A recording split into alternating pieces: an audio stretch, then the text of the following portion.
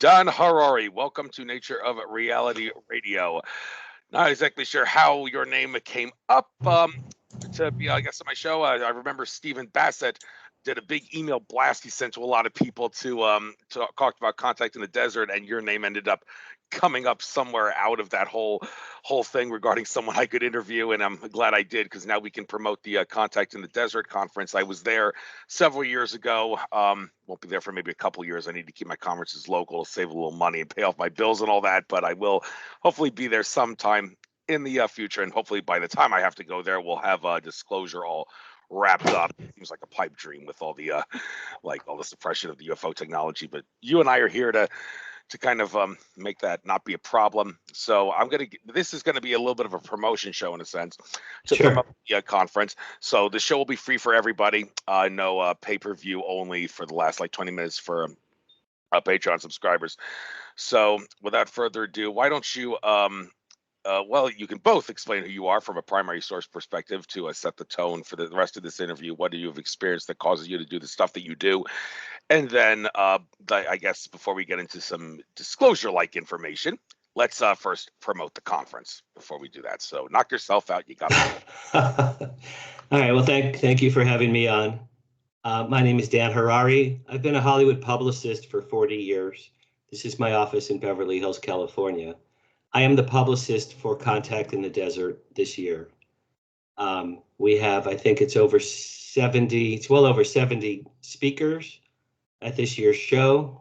This year's conference is May 30th through June 3rd at a beautiful resort called the Renaissance Resort, Indian Wells, California, not far from Palm Springs. And, Richard Dolan and Nick Pope and Steve Bassett and Paul Hynek and Whitley Strieber and Ron James and major UFO people from around the world, Andrew Collins, Carolyn Corey. It's going to be probably the biggest UFO conference in history. It's the 10th year of Contact in the Desert.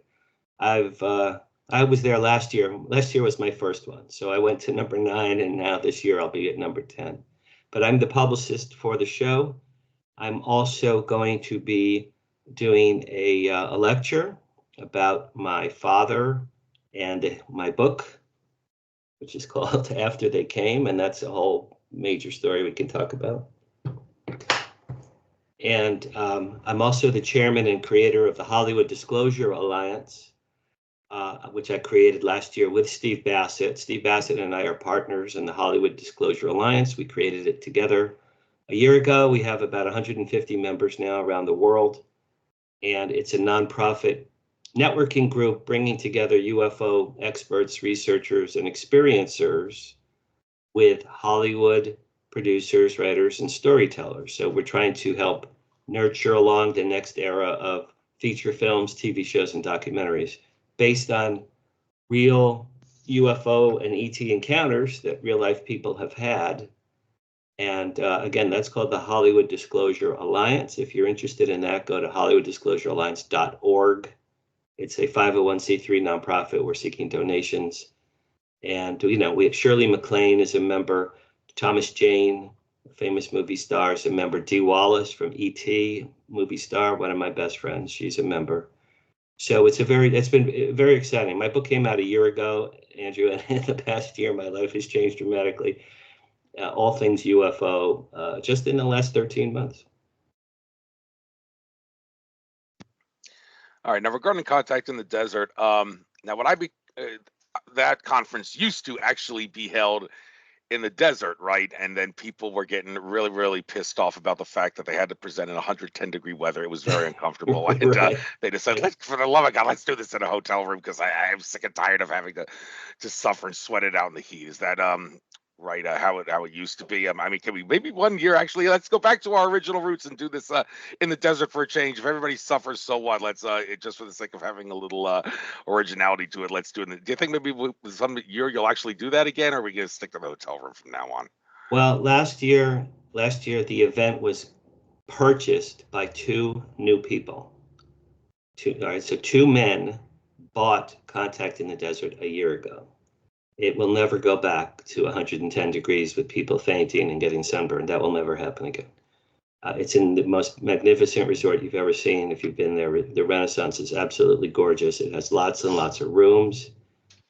They buy out the whole hotel, the whole resort for the whole weekend. We're expecting at least 3,000 people this year. So no, that's before my time, and it was the previous owner, and no, it will not go back. It will stay at least at the Renaissance, but it will always be indoors from now on. They do have outdoor events in the evenings. They have movie screenings outdoors at night on the lawn next to the pool. And my friend Dee Wallace is going to introduce ET on the Saturday night, June 1st, outdoors, which will be very cool. And she was the mother and the star of ET.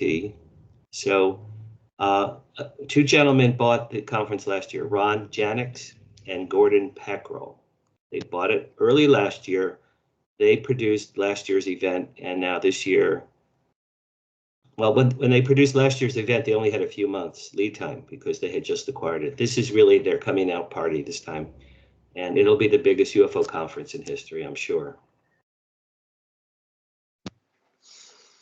Well, you say in history, but you can bet that as time goes on, as the years go on, the conference is only going to get bigger and bigger. In history, up until summer of 2024. That's until the present. So great.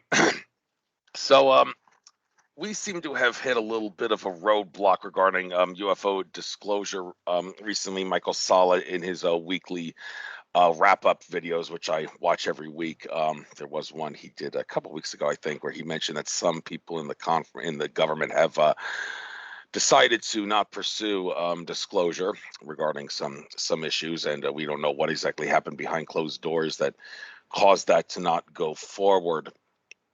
But are you anyway aware of that? Do you have any hypothesis whether there was actually blackmail threats or just a little like, we're not being threatened, we're just like not think humans are ready to hear the truth yet kind of thing? Or so what do you think's going on here? Well, two of the members of my board of directors for HDA, Steve Bassett and Danny Sheehan, are both based in Washington, D.C.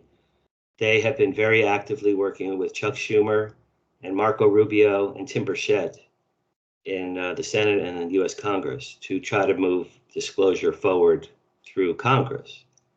And as you probably know, in December, Danny Sheehan was involved with the bill that Chuck Schumer presented to the Senate, passed the Senate, went to the GOP in the House. They said, no, I don't think so. The GOP killed it because many of their members are funded by aerospace and military technology companies, so they killed it. But the bill was going to require anyone with the knowledge of extraterrestrial craft or beings to come forward to testify in Congress without fear of going to jail, losing their pension, or having the IRS take their money. And the GOP killed it. They would not allow that to happen. If you want more about what's going on in Washington with the disclosure and legislation, that's Danny Sheehan and Steve Bassett. That's not me, but I am aware of the efforts there to move that forward. Obviously David Grush came forward last July and put his life at risk, and he's a hero. He's obviously a hero in the disclosure movement. He revealed more information on live TV in front of Congress than anyone in the history of ufology in the last 80 years. So we need more David Grushes of the world. Stephen Greer has, I think, 215 whistleblowers standing at the ready to testify. But until Congress is going to protect those people from going to jail or losing their pensions or having their life savings taken away, until there's protection for whistleblowers, it's going to be stuck in the mud just indefinitely. That's what I think. Well, does it really have to be that way? I mean, looking back, I remember this interview many years ago where Kerry Cassidy did with John Lear, and John Lear said there was no planes on 9/11. The planes were holograms that hit the World Trade Center. And Kerry Cassidy, he got into the material that explained all that. And Kerry Cassidy was like, it's amazing. The pilots aren't coming forward to talk about this. He was like, pilots are employed. They can't afford to come forward. And well, I mean, who says they can't afford to come forward? I mean, if someone says, well, I can't come forward because I can't lose my job and all that, can you just tell them, yeah, well, you can always get a job at McDonald's or some pizza delivery job? And they're like, well, I don't want to lose a $50,000 job to get only a $20,000 job. Well, shame on you for not willing to sacrifice a paycheck to tell the truth to the rest of the world. I mean, is it really in our best interest to actually shun people who want to be whistleblowers but don't want to lose their jobs? And should we tell them, well, suck it up and take it like a man, get a job that pays you less money for the sake of telling the truth to the whole world? You owe it to humanity. If you're just as bad as the people that are threatening to silence the whistleblowers if you're not going to come forward because you don't want to sacrifice your paycheck and your luxuries in life just to tell the truth. What's your attitude towards that whole issue?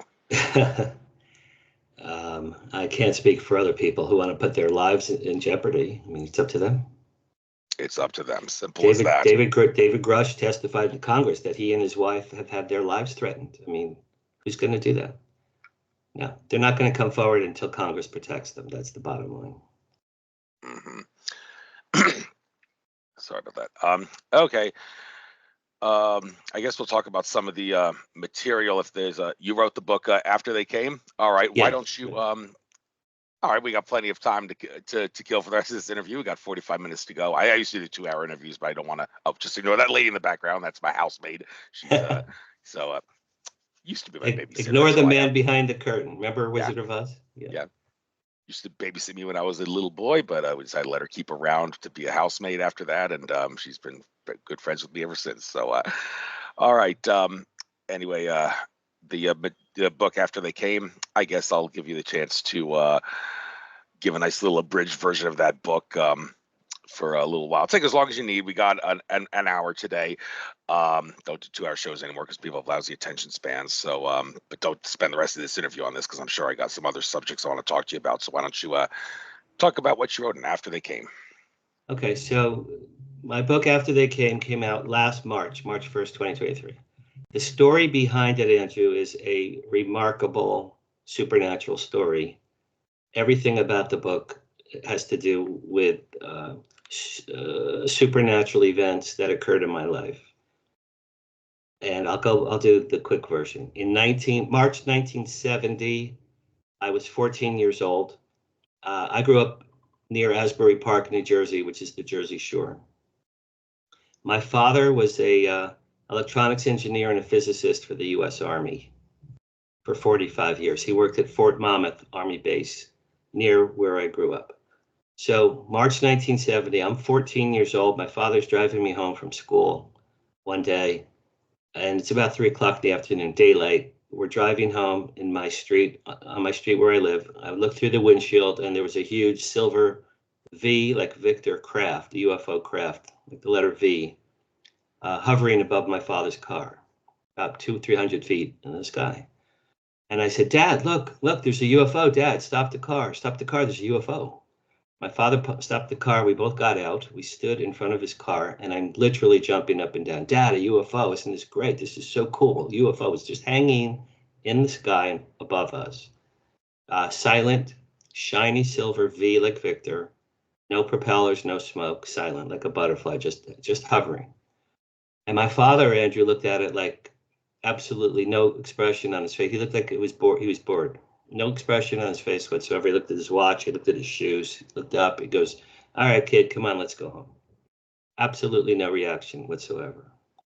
We went home. I called on the road. This is 1970. We had a rotary telephone. I called the Asbury Park Press newspaper. I said, hi, my name is Danny. I'm 14. I just saw a UFO with my father.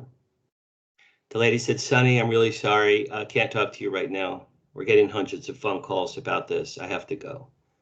No article ever ran in the paper. Okay. That was March 1970. I forgot about that event entirely for 47 years. 47 years. Completely forgot that had ever happened. Now we jump to 2017. April 2017. My dad passed away. He was in Florida with his second wife. He passed away. I was very sad. I went to a deli in West LA to get a pastrami sandwich and think about my father. I'm sitting there 3 days after my dad died. I'm sitting at the deli. I ordered my sandwich. And as God is my witness, I just suddenly had a beam of light or beam of energy from above blast into my head hard, like bang, into the right side of my head. And through my brain and through my eyes, a hologram was projected in the air in front of me, maybe 10 inches in front of me. And it was the 1970 UFO sighting I had with my father. I watched it. I watched it 47 years later. It was as though God was the cameraman and was filming me, my dad, my father's car, and the UFO from a distance. It wasn't my point of view. It was as though it had been filmed as a home movie. I watched it 3 days after my dad died. 47 years later, I'm like, holy S word. I cannot believe what I'm seeing. This is unbelievable. I forgot all about that. At the end of that, Andrew, the very end of that little movie, my father winked at me and said, come on, kid, let's go home. But he winked at me, and that I had not remembered at all. And then the hologram probably played 30 seconds, and then it went away. I asked the waiter for a pen. They gave me a pen. In front of me on the table at the deli was a paper placemat. And I put the pen in my hand, and my hand wrote, this is automatic writing. I did not do this. My hand wrote, write a book about benevolent aliens. Lead character's father knew about UFOs. And then I wrote capital A, capital T, capital C. My hand stopped moving. I looked at the paper, and I'm like, what the hell just happened? What is this? And I looked and looked and looked, ATC, ATC. I'm like, well, aliens, UFOs. The guy's father knew about UFOs after they came. Okay, so that's where my book came from. It came from a deli. I believe my father from heaven sent me that message. And then I wrote the book over the course of the next 8 months. While I was researching the book, I did some research about my father. Now, my father had a top secret job for 45 years, the U.S. Army, 1951, 1996. My father helped to invent military drones. I found that out after he died. My father helped to invent military drones for the Army. I have that in writing. I found a newsletter that profiled him after he passed away. I called my mother. I said, did Dad ever talk about aliens or UFOs when he was married to you? She said in the early 50s at Fort Monmouth Army Base, they took your father deep into the vaults and they showed him something very, very top secret. He came home. He was pale and sweaty and nervous. And this is the early 50s. My mother said to him, honey, what's wrong? My father said, I saw something today. It's above top secret. I can never tell you or anyone about it as long as I live. And my father never did. He never told anyone about it. Also, my father used to go to White Sands Missile Testing Range all the time, my mother said. All the time. He went to White Sands. He went to the Pentagon quite often to give talks there. He once told me he wrote papers that JFK, Lyndon Johnson, and Richard Nixon had read over the years as presidents. So my dad was kind of a big deal as an Army inventor, physicist, electronics genius. My father was a genius. So after he died and I had that experience and I'm writing my book, I realized my father knew what that was, the UFO from 1970. He had to have known what it was because he had no reaction and he winked at me. And based on what he did, also where he worked at Fort Monmouth, I've researched Fort Monmouth. They were at the forefront of military technology for many, many decades. Their scientists have patents for over 4,000 new technologies in communications and electronics. Okay, now here's the kicker. Last summer in June, Stephen Greer gave a press conference in Washington, D.C., and he talked about 145 military bases that have had worked on retrieved UFO craft or technologies. He showed a chart, Andrew, on this presentation, and in the chart of 145 U.S. military bases that he has proof of that worked on reverse engineering, Fort Monmouth, New Jersey was number 51. That's where my father worked for 45 years. It was on Stephen Greer's list of top secret military bases. So after my dad died and I wrote a book and I published the book and I realized who my father was, and my father was involved with reverse engineering of UFO tech for use in military drones. I know that to be true. Nobody knew that. My mother, my brothers, and I, we didn't know that. Nobody knew that. My father never spoke about his job ever. He never talked about it. So we discovered who my father was after he died. And then in the deli, he gave me a book. And since the book came out, I have become very well known around the world in the world of ufology. I'm friends with Nick Pope. I'm friends with Richard Dolan. Steve Bassett's probably like my brother. We're super tight. Paul Hynek's one of my best friends. Ron Janek's the owner of Contact, is one of my best friends. I'm friends with all of these people because the book and my promotion of the book and the fact that I'm a Hollywood publicist. Well, I'm the only one of my kind, man. I'm a unicorn. I've been a Hollywood publicist for 43 years. I've been a UFO researcher for 20 years. I've been a UFO author for 1 year. But in the last 1 year, blending my Hollywood years and decades of experience with my UFO sightings, and I had 2 other UFO sightings. With my book, I created the Hollywood Disclosure Alliance. I have my own podcast, Live from Hollywood. It's Paranormal Tonight. I'm the publicist for Contact in the Desert. I'll be doing a lecture and a panel at Contact in the Desert. I'm running the press room. I have the Hollywood Disclosure Alliance booth at Contact. We're going to have Dee Wallace, Nick Pope, Thomas Jane, George Noory, and quite a few celebrities are going to be at the booth, at my booth, signing autographs. It's really been a remarkable year, but that's the story behind my book After They Came. Of course, it's not available on Amazon.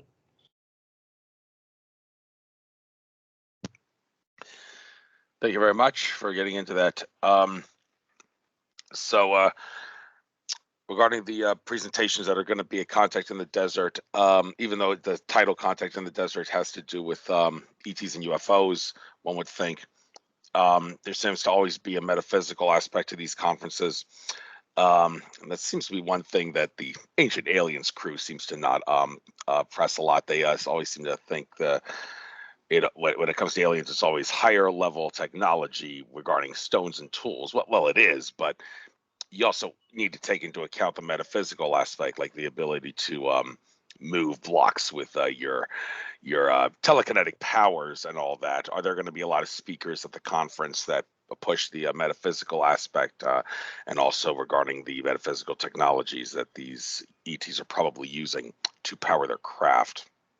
Well, quite a few of the speakers. Well, the theme for Contact in the Desert this year is conscious contact.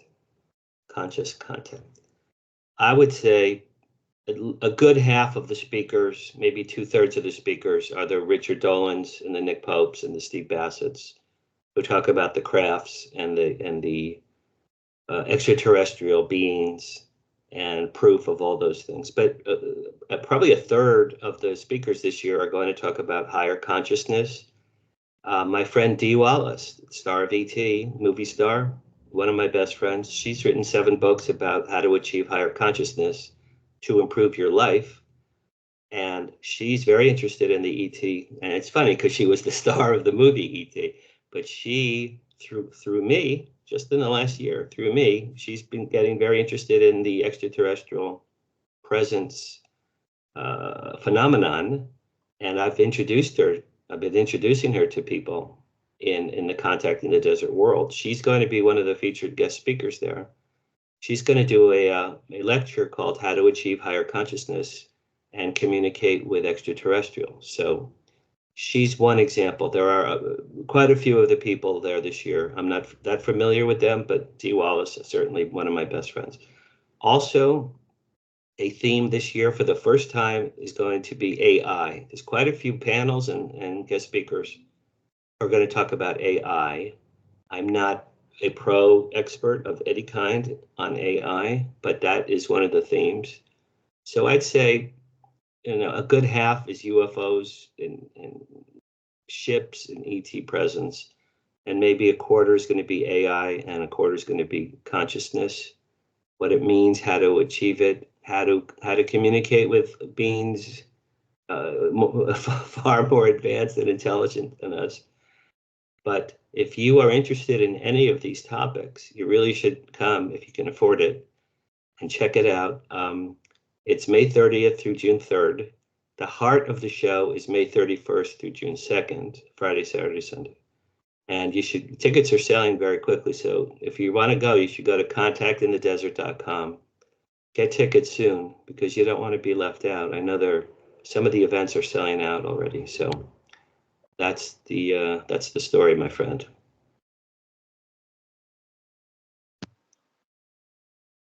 Great. So let's jump into the future a little bit here.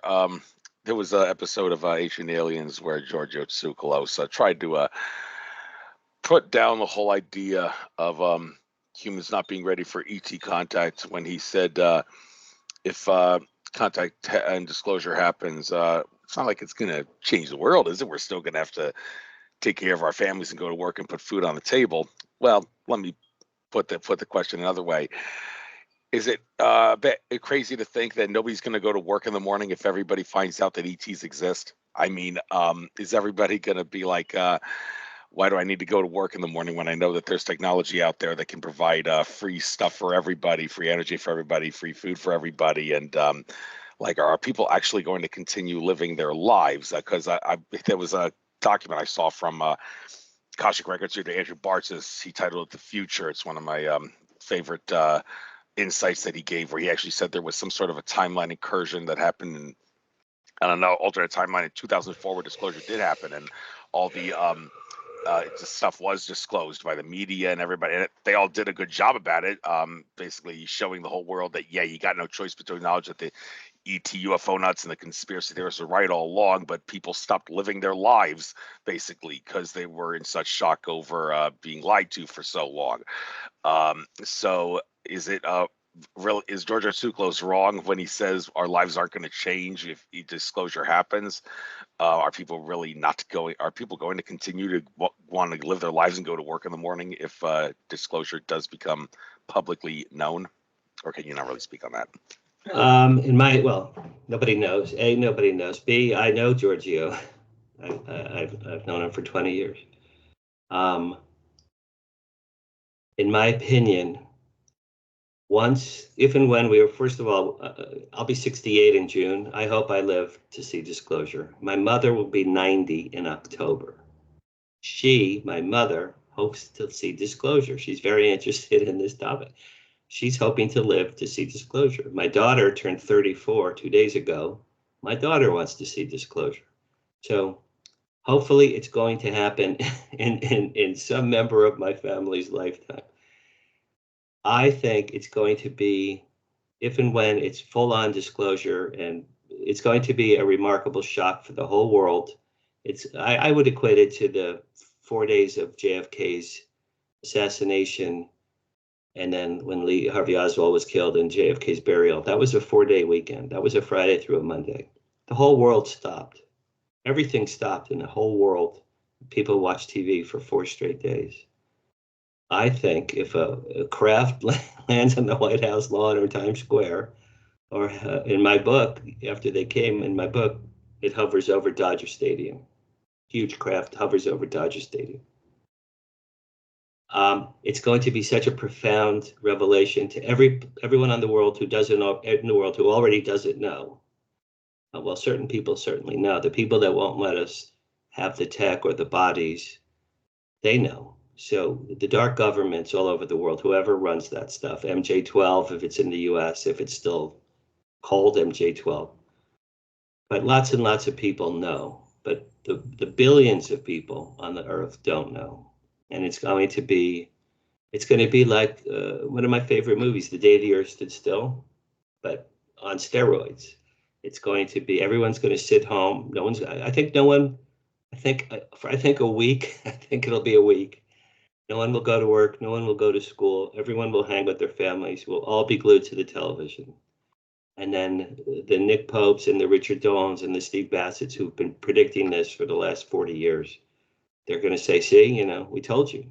Giorgio, Eric Von Dan, we told you. We told you. We knew this was going to happen, and here it is. I think it'll take about a week for people to adjust. It's going to dramatically affect religion, you know. But if they say, yeah, Jesus was one of our disciples, or Jesus was one of our messengers on earth. Okay, well, that means Jesus was part extraterrestrial. Okay, that's pretty remarkable. Moses was one of our prophets. We sent Moses down. Okay, well, that's pretty remarkable. Muhammad was one of us. Okay, Tesla, Einstein. Okay, Steve Jobs, whoever. If they say, yeah, we interacted with Leonardo da Vinci. Well, history's going to change. Religion's going to change. But people still have to eat sandwiches for lunch and steak and potatoes for dinner. People still have to make a living. So Giorgio's not wrong at all. I just think it's going to be like the day the earth is still. I would call it the week the earth is still. We're all going to sit, watch our TVs, and be talking with our families. I remember when John Lennon was killed. I called all my friends, and I cried for about 10 days. I was in mourning, probably about 10 days. I couldn't even think about anything because I couldn't believe John Lennon was gone. People around the world were sobbing in the streets. It's going to be a global week of reaction. And then after that, we're going to say, okay, Steve Bassett's nonprofit is called Paradigm Research Group. Danny Sheehan's new company is called the New Paradigm Institute. Well, the paradigm is what we've been living for the last 100,000 years. And the new paradigm is mankind coexists with aliens. That's the new paradigm. It's coming. And people like Danny Sheehan and Steve Bassett have been preparing for 30 years for this. And so shame on all those people who refuse to believe something shocking or disturbing, even if the evidence shows that they have no choice but to believe it. They're the gatekeepers in our public who are only holding it back a little more. I know I sounded so insulting when I say that, but people, if you can't handle the truth, shame on you. So, what's going to happen in this upcoming year? There seems to be the idea that disclosure is going to be sped up somehow this year. Michael Salla was recently saying on one of his programs he sees a catastrophic disclosure happening where it's not going to be so slowed down all of a sudden. I mean, it's interesting how the rest of 2024 we have, astrologically speaking, Pluto in Aquarius up until November. I don't know what your astrology experience is, but it's interesting that Pluto in Aquarius up until around late October, November, and then Pluto goes back into Capricorn, and then Pluto goes back into Aquarius for like another 20 years or something like that. I don't know. But it's interesting how what's going to happen for the next 20 years after November with Pluto and Aquarius. Maybe we're going to see a glimpse of that this upcoming year up until November, before Pluto goes back into like the last degree of Capricorn for a little bit. So maybe some people think that because it's going to be what happens in the next 20 years is going to happen really, really quickly at a small level this next year because of what Pluto's doing. Because Pluto in Capricorn is supposed to signal the destruction of everything that's not in humanity's best interest. So if that's the case, then, well, there has to be, you'd think maybe there will be some sort of a speed up this year up until the end of Pluto Capricorn, late mid-November. And then it'll be like a small gradual thing after that. But this year seems to be like a really bit of a push because of what Pluto is doing. Do you see anything like that happening this year where it's going to be a speed up more so than other years? I have absolutely no opinion about that whatsoever. That's fair enough. So you guys take it one conference at a time. You guys don't really worry about conferences in the future until the current conference is finished. Is that right? You guys are not going to worry about planning any future contact in the deserts, or have you already started planning for next year and the years after that regarding this is the theme we're going to do this year, next year, and or is it year by year? Well, A, I don't produce that event. I'm the publicist for it. B, They are talking about maybe doing a small mini version within the next year in New York City, which would be very, very cool. Some kind of contact in the desert, colon Manhattan, or, colon New York City. My lifelong best friend owns a very popular nightclub in New York City called The Cutting Room. And it's 25 years old. He helped discover Lady Gaga at the Cutting Room. So I've been telling the producer, Ron Janix, I said, if you want to do an event in New York City, I have my best friend owns a really remarkable venue in Manhattan, right near the Empire State Building. I think it holds 650 people. State-of-the-art stage, lighting, and AV equipment in there. And so there may be a contact in the desert in New York City coming.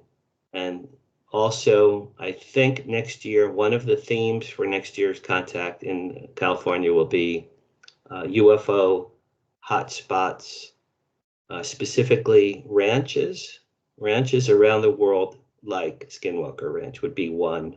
I think there's one called Blind Frog Ranch. I'm familiar with one in New Mexico that I'm involved with. I can't talk about it. But I think next year they're going to do a focus on UFO hotspot ranches from around the world and have the owners or the caretakers of these ranches do presentations. That's the only thing I've heard about Contact in the Desert 2025. Well, maybe it's probably better we go year by year with this rather than think long term, because worrying about long term may cut down our ability to make it our best one for the year that we're currently doing. So, but as far as the year we're currently doing goes, artificial intelligence. Now, even if it's not an area of expertise, you can't help but but pay attention to what's going on with it. Because on one hand, I've heard some people like in the I don't think I'm going to name any names here, but in the ET contactee community, they say my contacts are telling me that the ETs are currently trying to shut down some artificial intelligence thing that's been surrounding the Earth for many years, so that humanity can be more free and not be suppressed by this artificial intelligence thing anymore. And yet we're hearing about people say that the artificial intelligence is going to be coming to this Earth to help humanity. Actually, in regards to similar to how the droids in the Star Wars movies help humanity.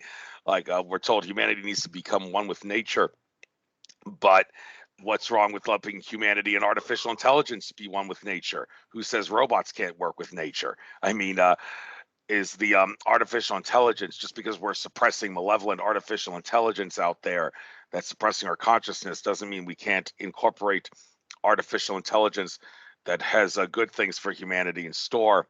So this artificial intelligence talk, is it a little bit of both the good and bad artificial? Because some people say there's no such thing as good artificial intelligence, but I beg to differ. The droids from Star Wars, that's good artificial intelligence. So what do you have to say about this? Can you elaborate on this more?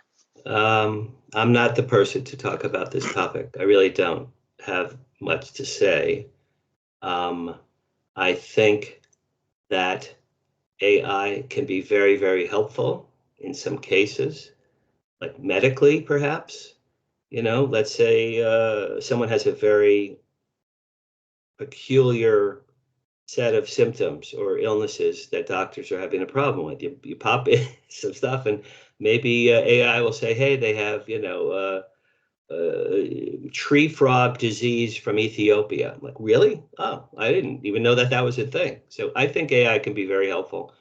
Also, I think it's very, very scary. I think it can interfere with our U.S. presidential elections. The fact that Taylor Swift is being photos of her having sex in graphic, disgusting imagery was on the internet recently is a horror. The fact that any president's voice and likeness can be cloned, and they could say, "Oh, hey, we just bombed Russia." Okay, well, that wasn't real, but how many millions of people are going to believe that? I think it's incredibly dangerous. I think my daughter and her era are going to have a lot of bad things are going to happen unless they get Governments are comprised of not brilliant people. Our US government has a lot of effing morons, literally morons, idiots and toothless morons. Many of them run the American government, absolute effing morons. Geniuses create technology and AI. Geniuses are far more smart, far more intelligent than the effing morons who are in the GOP and the House of Representatives, who have to have guns to shoot varmints. Yeah, we have to have our guns so we can shoot varmints. So we have to have our guns. Okay, well, you're an effing moron. You have no right to be in the House of Representatives. Go shoot morons and go varmints and go shoot yourself in the head, you effing moron. So governments are in no position to legislate AI. They don't even know what it is. They don't understand technology. All the social media companies and Apple and Google and YouTube and Facebook and X, they're all so far advanced from the morons that we have running our country and the morons that run most of the other countries. It's disparity between intelligence. So AI is going to be incredibly dangerous. If Russia does an AI thing and says Trump wins by a landslide, but it was really Biden that wins by a landslide, who's going to know? Trump's going to say I won, and Biden's going to say I won. It's going to be an absolute disaster. So I think I'm personally quite fearful of AI. I think it's technology that is going to above and beyond. Look at the Terminator movies. AI, Skynet was AI. Skynet destroyed the earth in the Terminator movie. I'm not a big fan of AI, clearly. Well, I guess I'm not either, but to think that all AI is malevolent, who says a droid from the droids from Star Wars can't do good things? Of course, certainly exceptions to the rule, I'm sure, in regards to that. But so the regarding how people should focus on UFOs so much. I mean, I remember years ago, some researchers like David Icke were saying UFOs. Yeah, there's definitely truth to the idea that they're ETs, but some of the UFO stuff can be considered hoaxing, not in the sense that it's actually a military craft masquerading as UFO craft, and they a certain percentage of UFOs are this. From ETs, a certain percentage could be created by the consciousness of Mother Earth, just like crop circles. A certain percentage are made by ETs, a certain percentage are made by Mother Earth, and a certain percentage are made by military industrial complex technology that is trying to trick us or fool us into thinking that it's ETs. Is Contact in the Desert concerned about determining the percentage factor of what percent of UFOs are this, that, or the other, and crop circles, what percent of this, that, or the other? Or are you guys really not so much focused on the percentage factor of what they are, rather than just, here's what it is, what we think it is, let you guys be the judge regarding what created it? If I can phrase the question any better.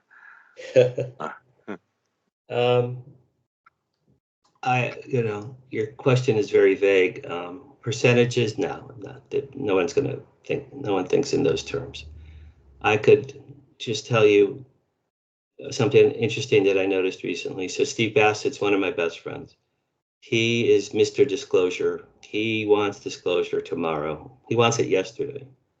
And to Stephen, it's going to be unicorns and rainbows and people hugging and kissing and making love in the streets.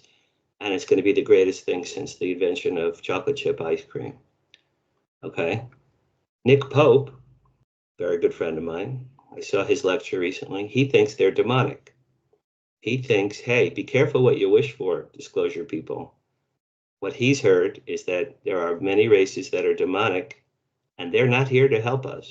In my book, Two Benevolent Aliens Come to Earth to Save Mankind. My book is science fiction based on numerous things that happened to me and my dad and real life people. But in my book, they come to save us. Nick Pope says, how do we know they're not coming to kill us and eat us? Remember, there was a Twilight Zone episode called To Serve Man, very famous episode. And in that episode, they find out that the aliens came to Earth to eat them, to cook people and eat them. So my joke is like, how do we know they're not coming to kill us or eat us? So Steve Bassett, Unicorns and Rainbows, Nick Pope goes, they're demonic, they're going to come kill us and eat us. These are two brilliant geniuses who've been studying this topic for 35 years. So nobody knows. Nobody knows. It's all conjecture, Mhm. I think at least half of the UFOs in the sky, at least half are ET. I think probably a quarter are military man-made crafts, like my father helped design and build from the 50s through the 90s.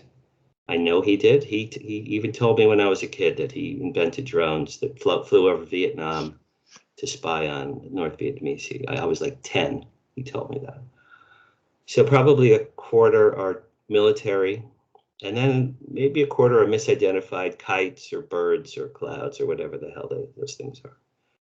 But there's enough evidence, there's enough documentation, there's enough anecdotal evidence. Travis Walton, Betty and Barney Hill, Whitley Strieber. If you put all of the last 80 years of anecdotal evidence together, Sure. people from Roswell on their deathbeds who swore to their families that they picked up material from an extraterrestrial craft. So it's real. The phenomenon is real. ETs are real. UFOs are real. Not everything in the sky is extraterrestrial, but there's enough proof, and there are other experts far more intelligent on this topic than me, but I've been studying this for 20 years. These are my observations. Okay, so we haven't gone for quite an hour yet, but I guess I might as well bring this to a close now. Why don't you get out anything you like to get out if you want to make a sales pitch out of any more of your works? If there's any other books that you wrote besides After They Came that you want to quickly touch on now, anything else, touch on that, anything else you do, anything else? Sure. One last sales pitch, one last promotion, one last thing you want to get out, your contact info as well. By all means, get that out now.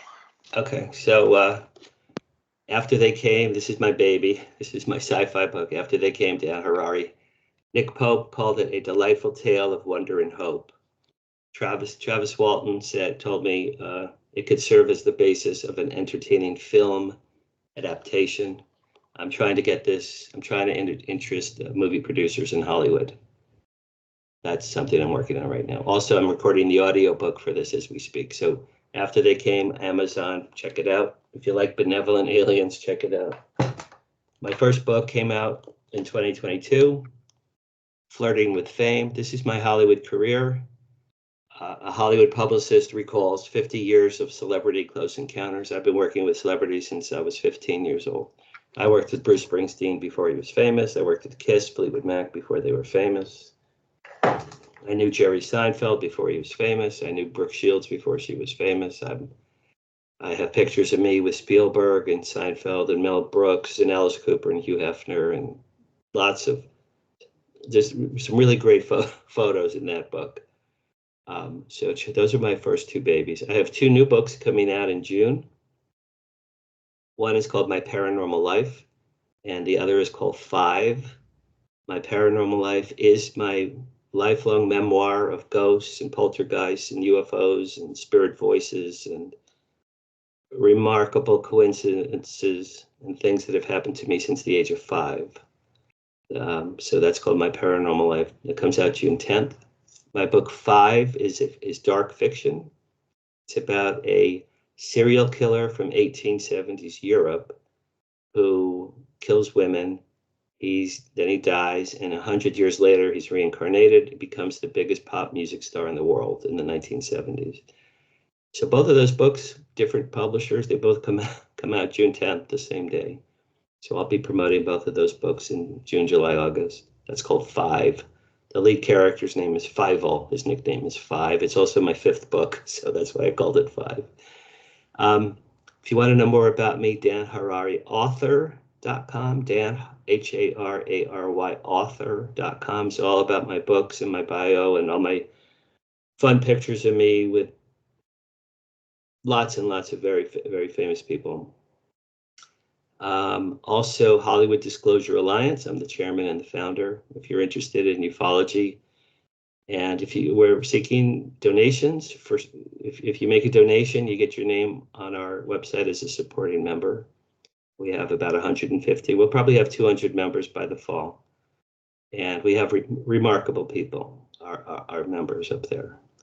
HollywoodDisclosureAlliance.org.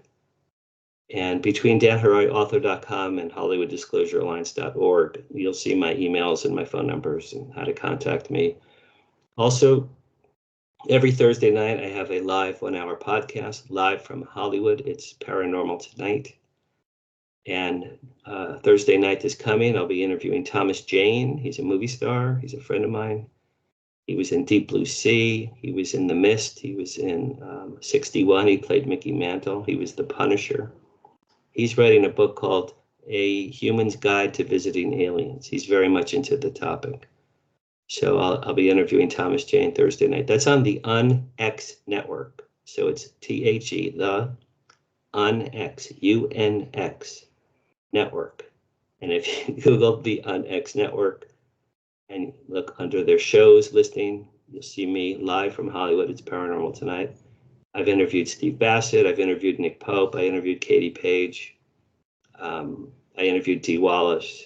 I have more famous people. I'm trying to get Alice Cooper. But that's really fun. Every Thursday night, man. That's a lot of fun for me to do that. So, and I still have my PR business, Asbury Public Relations, Beverly Hills. I represent Hollywood producers, filmmakers, TV shows, musicians. I have the Musso and Frank is the most famous restaurant in Hollywood. They're my biggest client. They're 105 years old. Charlie Chaplin made them famous. So I have and my daughter is 34 and she's my best friend. I see my daughter quite often. So I have a very, very full, busy life. And I've been very blessed last year to meet hundreds of remarkable people around the world who are interested in ufology, who have given me platforms to promote my books and to promote the Hollywood Disclosure Alliance. And it's really been a very interesting time, Andrew, for me in the last 13, 14 months. Yeah, interesting. You're from Asbury Park. I spend a lot of time there during the warm weather season to do beach dances with some of my ecstatic dance companions. We go on the beach in that area and listen to some spiritual music and do dances to shake all the negative energies out of us.